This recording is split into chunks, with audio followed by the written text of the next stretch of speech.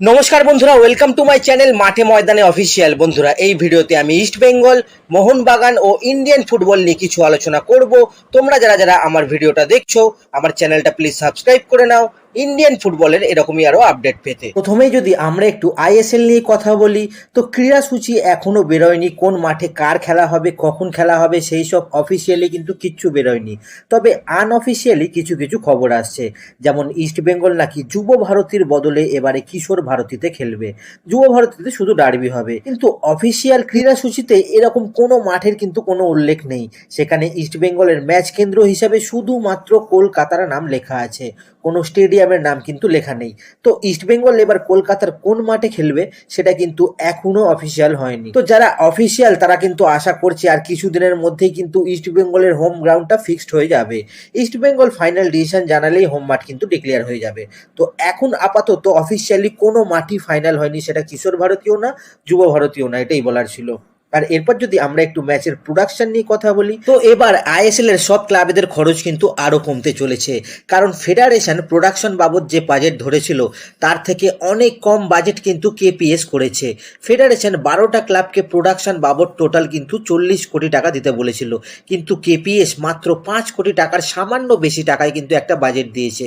তো এখানে ক্লাবগুলোর অনেক টাকা কিন্তু বেঁচে গেল। প্লাস ক্লাবগুলো সবাই মিলে একটা স্পন্সর জোগাড় করতেও চেষ্টা করছে। সেটা হলে ক্লাবগুলোকে কিন্তু এ বছর শুধুমাত্র 1 কোটি টাকা করে দিলেই হবে। তাদের মাথার ওপর যে আর্থিক বোঝা চেপেছিল সেটা কিন্তু পুরো নেমে যাবে। আর যদি যে স্পন্সর আসছে সে পুরো দায়িত্ব নেয়, তো আর কোনো টাকাই কিন্তু দিতে হবে না ক্লাবগুলোকে, এই হচ্ছে ব্যাপার। এরপর যদি আমরা একটু নাওরেম মহেশ সিং এর কথা বলি, তো আইএসএল এর শুরুতে নাওরেম মহেশ সিংকে কিন্তু আর পাবে না ইস্ট বেঙ্গল। চোটের জন্য প্রায় 1 মাস কিন্তু মাঠের বাইরে থাকতে হবে নাওরেম মহেশ সিংকে। মহেশ সিং এর এমআরআই হয়েছে চোটের জায়গায় মঙ্গলবার, সেই কারণে তাকে প্র্যাকটিসেও দেখা যায়নি। তো সেই এমআরআই রিপোর্ট অনুযায়ী জানা যাচ্ছে মহেশ সিং আগামী 1 মাস কিন্তু মাঠের বাইরে থাকতে চলেছে। মানে মহেশের চোট কাটিয়ে রিহ্যাব করে মাঠে ফিরতে ফিরতে কিন্তু টোটাল 1 মাস লেগে যাবে, এই হচ্ছে ব্যাপার।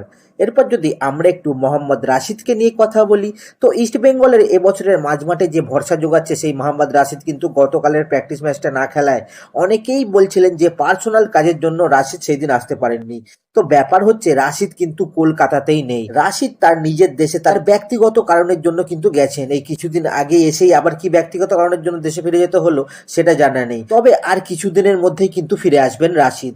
আমরা এর আগে বলেছিলাম ইস্ট বেঙ্গল টোটাল কিন্তু 2টো প্রস্তুতি ম্যাচ খেলবে, একটা খেলবে শ্রীনিধির সাথে, নেক্সট ফ্রেন্ডলি ম্যাচটা ইস্ট বেঙ্গল খেলবে কিন্তু মাহমাডানের এগেনস্টে। তো মাহমাডানের সাথে সেই প্র্যাকটিস ম্যাচটার আগেই কিন্তু রাশিদ এসে ইস্ট বেঙ্গলের প্র্যাকটিসে যোগ দেবে। প্র্যাকটিস ম্যাচটা সম্ভবত কিন্তু 8 তারিখে হতে পারে। আর গতকালের প্র্যাকটিস ম্যাচটা সম্বন্ধে যদি বলি, তো ম্যাচটাই কিন্তু কালকে সিবিলে রাশিদ মহেশ এরা যেমন খেলেনি, সেরকমই কিন্তু প্রভসুকান্ত সিং গিলও কিন্তু খেলেনি।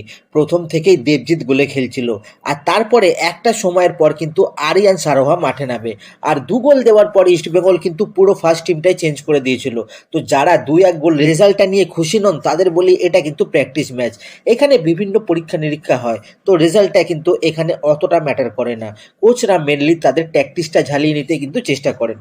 এরপর যদি আমরা একটু ইস্ট বেঙ্গলের 2 তরুণ তুর্কির কথা বলি, এর আগে গতকাল পোস্ট করেও জানিয়ে দিয়েছিলাম আর আজকে ভিডিওতেও জানাচ্ছি। 23 বছর বয়সী নাসিব আর 22 বছর বয়সী আমান, এই দুজনেই এবছর ইস্ট বেঙ্গল ছেড়ে গোকুলাম কেরালা এফসিতে যেতে চলেছেন, এবং সেটা অবশ্যই কিন্তু শুধু লোন ডিলে। এই বছরটা তারা লোনে আই লিগে খেলবে, তারপরে আবার নেক্সট সিজনে কিন্তু সিএফএল এর আগেই আবার ইস্ট বেঙ্গলে ফিরে আসবে, এই হচ্ছে ব্যাপার। এতে করে তারা ম্যাচ টাইমও পাবে আর বড় জায়গায় খেলার কিন্তু একটা এক্সপিরিয়েন্সও পারবে। তো এটা কিন্তু ভালোই ডিসিশন নিয়েছে ইস্ট বেঙ্গল ম্যানেজমেন্ট। এখন জেসিন, তন্ময়, চাকু, সায়ন এদেরও কিন্তু একটা করে আই লিগের ক্লাব দেখে দেওয়া উচিত। তো যাই হোক, আজকের ভিডিওতে এতটুকুই। দেখা হচ্ছে আবার পরের ভিডিওতে। নমস্কার।